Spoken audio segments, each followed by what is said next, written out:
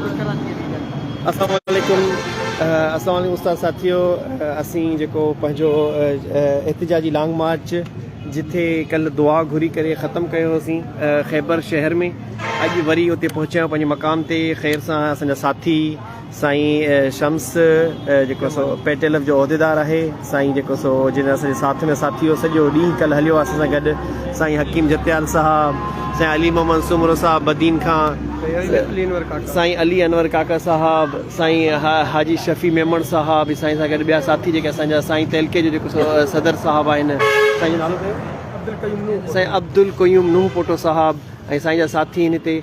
सो कल्ह असीं जेको सो दुआ घुरी करे हिते जेको सो इख़्तिताम कयोसीं। शाम थी वई, राति थी वई, राति जो सफ़र ॾाढो रिस्की हूंदो आहे। दोस्तनि इहा सलाह ॾिनी त रोड ट्रैफिक जाम लॻी पई आहे, तव्हां हिते एंड कयो।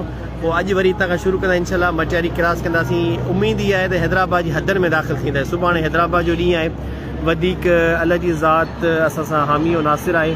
दोस्तो असीं जेको हीअ एहतिजाजी प्रोटेस्ट आहे उनजो जेको मक़सदु आहे उहो आहे अवेयरनेस कैंपेन। 29 तारीख़ ते असां जेको आहे 29 तारीख़ ते जेका आहे असांजी प्रोटेस्ट जो मेगा प्रोटेस्ट जो सॾु ॾिनो आहे उस्तादनि साहिबान खे, त हुनजी तयारी आहे उहा सुजागी पैदा करणु उस्तादनि खे, जीअं पंहिंजे हक़नि जे लाइ राइट्स लाइ निकिरनि। जीअं मूं वचन कयो, वाइदो कयो त आऊं जेको एहतिजाजी लॉन्ग मार्च शुरू कंदुसि इंशाअल्लाह। सो वधीक असीं पंहिंजे सफ़र ते क़ाइमी दाइमूं। ऐं साथियुनि जो शुक्रगुज़ार आहियां जेके साथी जेको साथ में अचनि पिया, मदद कनि पिया, असांखे हौसला अफ़ज़ाई ॾियनि पिया। त सम्झो त आउं अकेलो कंदुसि, पर मूंसां ई क़ाफ़िलो थींदो पियो वञे। ऐं निहायत ई शुक्रगुज़ार आहियां पेटेलफ मटियारी ज़िले जो, मटियारी ज़िले जे पेटेलफ जो उस्तादनि मूंखे जेको सो हक़ ते सम्झी करे as a Ustad, as a teacher जेको आहे असांजो उस्ताद रोडनि ते असां हिन जो साथ ॾींदासीं, असां हिन खे अकेलो कोन छॾींदासीं।